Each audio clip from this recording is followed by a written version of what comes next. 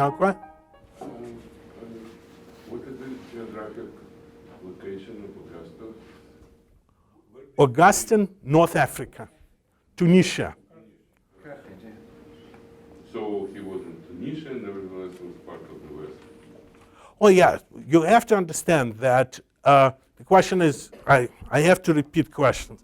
Where did Augustine come from?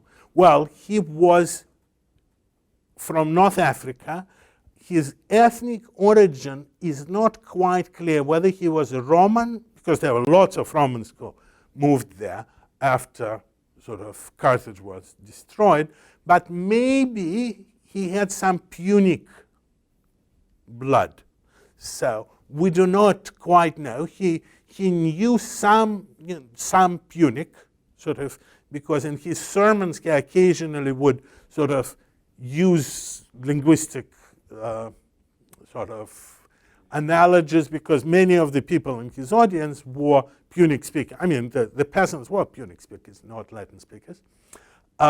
He was ashamed when he went to Italy, to Milan. He was somewhat ashamed of his North African accent. I do not know what it meant, nobody does, but obviously for him it was amazing, but he was an ambitious young kid, you know.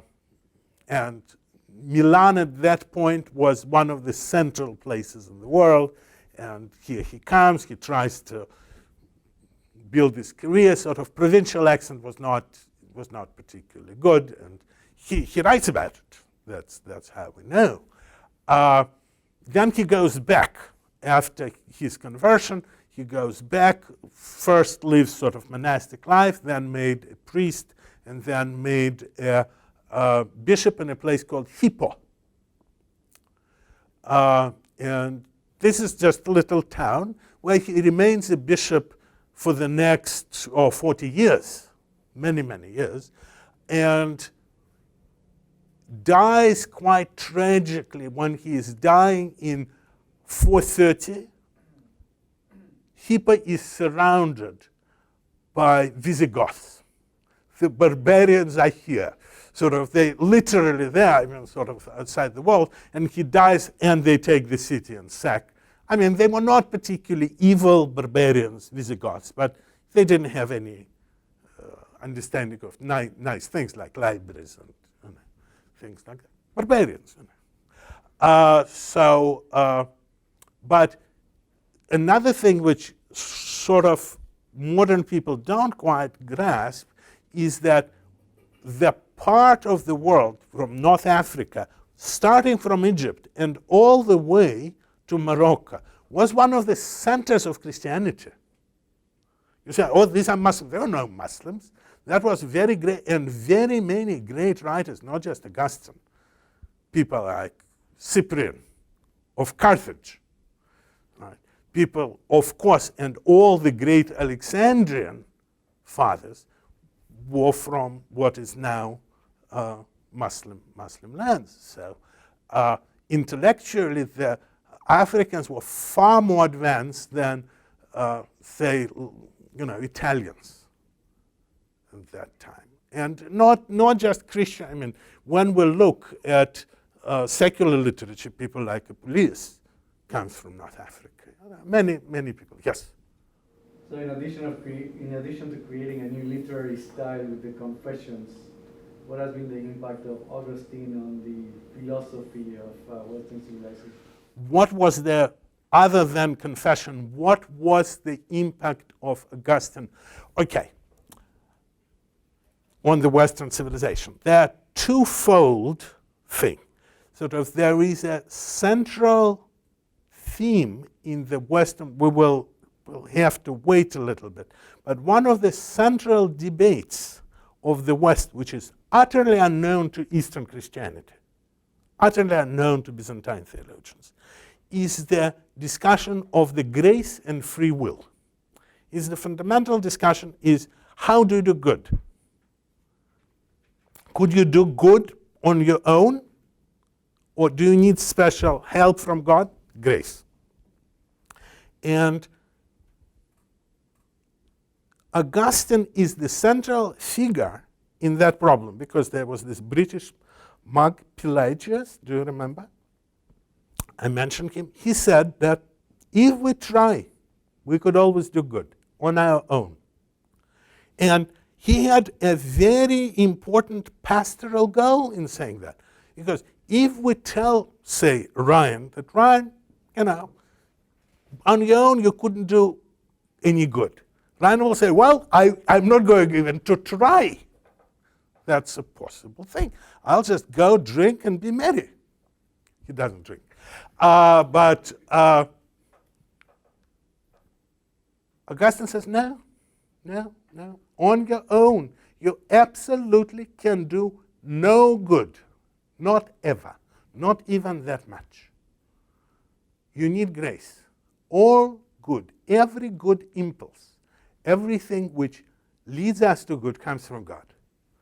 That is central theme of Augustinian theology. And later on it becomes time and time again center in the Western discourse. Because what is the whole point of Luther? It's exactly that. Right? That the will is totally, the devil controls your will. The free will is a total illusion. I'm not a Lutheran, but that's, again, Luther takes a lot from the Augustine. You cannot understand Luther or you cannot understand Calvin without Augustine. Of course, I would claim they didn't understand Augustine quite, but that's I would claim. They would claim they did. Right? So, and they're great minds, no question about it. So, not to be ignored. Later on, when sort of one of the central thing, which you probably never heard, but nevertheless, this, as we shall see, France becomes the intellectual center of Europe. Sort of all other countries are second-rate till, well, the end of 18th century. Some French will say even after that. But in 17th century, France is utterly divided into two intellectual camps. One intellectual camp is known as Jansenists, followers of Cornelius Jansen, a Belgian bishop who writes a book called Augustinus, where he talks about Augustine as the central philosopher. And again, the idea is basically that our will leads us to evil, and without grace, we're doomed. And there are many people, probably the most famous name you heard without maybe realizing, you might not know, but Pascal is actually not just a programming language, but a great mathematician and philosopher. He was a Jansenist. Right? And many other, Racine, a great French playwright, was a Jansenist. The entire French society was following this. And their position were Jesuits, who were actually saying, well, no, we're bad, but not totally, not absolutely. So there is this discussion between, which we will get, sort of totally determines the French intellectual life for the next 100 years. Again, sort of an interesting thing. I'll attempt to talk a little bit more about it during the course if I ever get time. But that is one of the things. And then the second thing which he does, he attempts this great synthesis, of which I talked in his book, De Civitate Dei, The City of God, where he attempts to present a universal picture of universal history of mankind, where he incorporates both biblical and pagan sources and tries to describe sort of in a coherent way what is going on. So this sort of vision is still unsurpassed from the point of view nobody came up with anything quite like that since then. And this is why till a few years back, every American student in universities such as, say, Chicago or Columbia had to read it. Then, of course, it was abolished because nowadays nothing You don't need to read anything. So again, you might attempt it. I do not recommend. It's hard because you really need to know lots to read it. I strongly recommend Confession. So this is, I think that some of you might remember the Great Books program, which I mentioned time and time again, by Mortimer Adler, great American educationalist who created the program. That, of course, included the City of God. But I think that's why it was not successful, because it included too many hard books. So, but, I could talk more, but these are two main, yes? So Augustine says that you can't be good without having this idea framework of Christianity but how? Grace. Well, grace, yes, but if you put it into a... Grace, no, do not put it. Okay. Because Augustine specifically says that there are people inside the church who are truly not of the church, and people outside the church who truly belong to the church. So he knows that there is a difference between grace and visible sort of, right? Sort of, he knows that in some profound sense, grace works through the church, but in profound sense. So he does not equate directly the work of grace with ecclesiastical functions. I'm careful. The word directly is essential.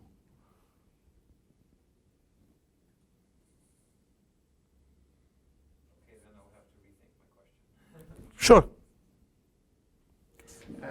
I have a question. So I don't quite know, unfortunately, although I come from that area, how shall I say, the cultural Byzantine history from, let's say, 5th century to the 15th century. I know other history of the Byzantine Empire, not the cultural one. And I also don't know exactly the timing of kind of what happened in the Byzantine Empire after Nicaea and, essentially how it followed. But the other history, mainly the ability to produce goods and maintain, a clean life, it's kind of constantly decaying, and to the point, and I think they are the ones who closed the academy, right? It's a Byzantine. Yes, yes, yes, yes, yes, yes. So to some extent, it is a significant decay, actually, in the Byzantine. Yes. I'm not talking about the West, but in the Byzantine. Well, no, it's not significant. Let me put it like that. Sort of, yes, there is a decay both at the basic infrastructure, but inside at least major cities, specifically in the great imperial city of Constantinople, life is good, right? Sort of, you do have clean water, you have good life, you have, sorry to say, one of the things which Byzantines built is the great opium of the masses, called what? Spectator sports, right? So the hippodrome, sort of everybody in Byzantium said, oh, never mind Homer. We will study Homer when we're little, but then we will go and bet in the hippodrome. They stop again. As for Athenians, athletic activity is something you do. Maybe once every 4 years you go someplace to watch, but you have to exercise because you're a soldier. You have to be in good physical shape. It's no longer true in Constantinople. You have to watch. They didn't have television, but nevertheless they watch all the time. So one of the great inventions, the West doesn't know that. Sort of the spectator sports will not appear there till 19th century, effectively. Well, the West cannot maintain a big city because of the lack of infrastructure. Yes, yes, you're correct. You're correct. The West cannot contain. The closure of the academy was a catastrophic thing, but again, it affected higher Platonic studies, the fundamental education was still preserved, and as I mentioned before, even, and I will mention again when we talk about Renaissance, even in 15th century, Byzantines could produce Gregorius Platon, the last pagan Platonic philosopher. Somehow they had one, right? So you could be in the tradition of Plotinus, Porphyrius, Proclus in 15th century, right? So there, was he truly great-minded at the level of this? No. But he was the keeper of the tradition. The tradition did not perish. They were able to pass it to Florentines. Right? It's a very important thing which will happen when they pass the torch. But the torch was there. Yes, it was not actively cultivated. It was a second-rate offering. All right? Except there are occasionally great theological figures not known in the West, for example. You know, in 10th century, the great figure of somebody known as Simeon, new theologian, who comes with a totally new sort of mystical way of dealing with Christianity. But you know, that concentrates on basically monastic few monasteries. It's not the level which could sort of grow. But what is the relation between Christianity and other spiritual traditions, both in the north and in the south? What's the tradition between Christianity and other spiritual tradition? North, well, the northern spiritual tradition, I'm going to be rather crude, was raping and pillaging. That was the northern tradition. While Christians, of course, participated in that spiritual tradition, but that was not sort of official Christianity. And eventually they were able, after many centuries, somehow to civilize the Norsemen, the people who inflicted enormous damage, of course, on Europe.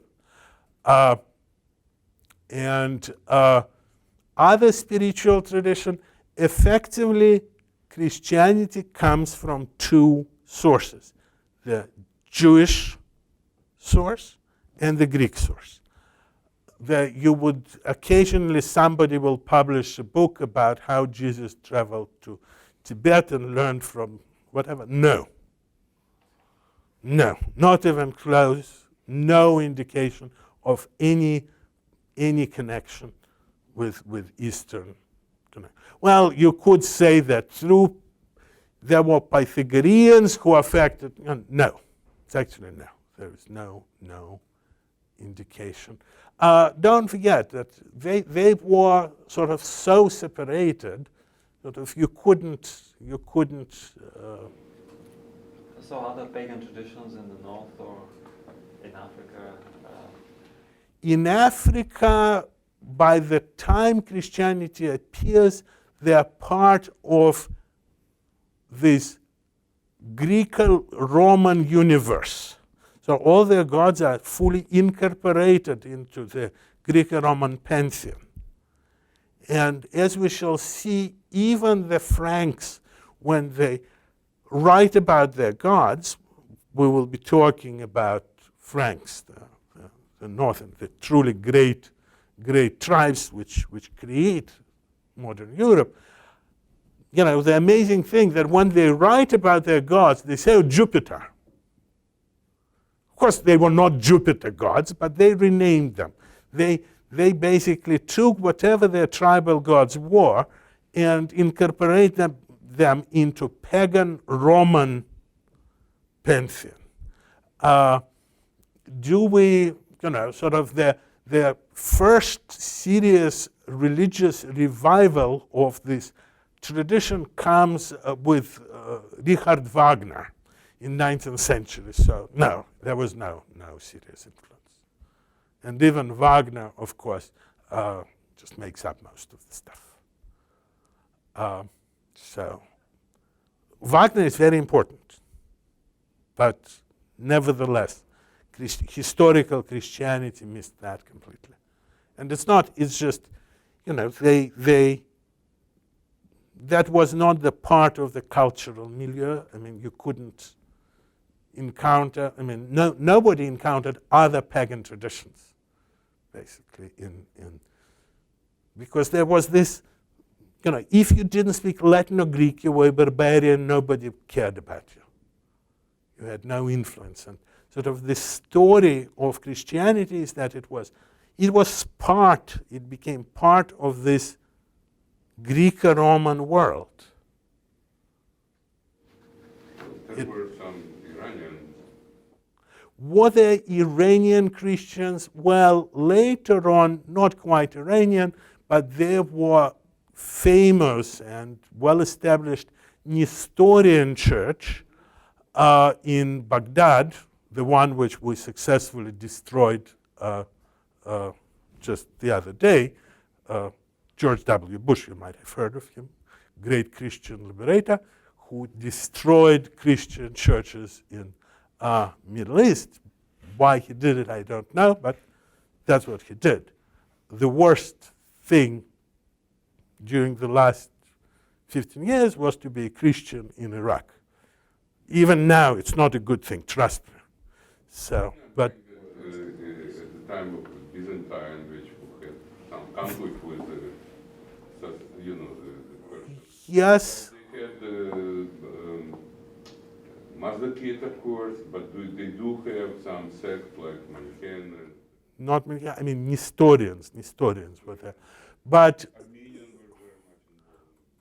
Armenians were not involved in this.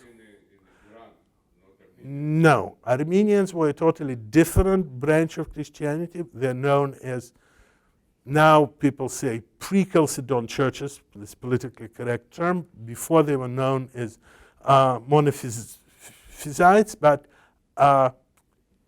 again, sort of they were utterly isolated from the West, as were Nestorians. Nobody heard of them. How about the Irish and What? the English and the Irish? Because they actually are. Eventually we'll get to that, not early on, because by the time I'm talking about, the 4th century, the Christianity and Greco-Roman world effectively coincide. Right? Sort of, yes, Britain was Christian, but when the Roman Empire withdraws, Christianity disappears. St. Patrick has to go and Christianize Ireland. Gregory the Great has to send missionaries to Britain much later on, because the Christianity which existed there before is gone, totally gone. Right? Sort of Christianity was intricately bound with Greco-Roman structures. Sort of the moment they collapsed, Christianity collapsed. And then it took centuries, we'll be talking about these centuries, of bringing Christianity back to sort of what is now Western Europe, right? By people like St. Boniface for Germany, like people like St. Augustine of Canterbury, not St. Augustine of Hippo, to England. I mean, sometimes Christianity disappears, as it did in large part of Western Europe after the collapse of Greco-Roman civilization. All right? So, but as a civilization, sort of other, yes, there were other Christianities, and I'm not trying to put them down, but they were not part of the tree of which we are talking about. Yes, there were Christians in Ethiopia. Right? They were, even my dear Russian Orthodox Church, was utterly separated from Christianity, from Western Christianity, universal Christianity, for many, many centuries. Still is, to some degree. The civilizations merged, but the church still separate. And rather not part of the civilization. It's a complicated. We'll talk a little bit about it further in the course.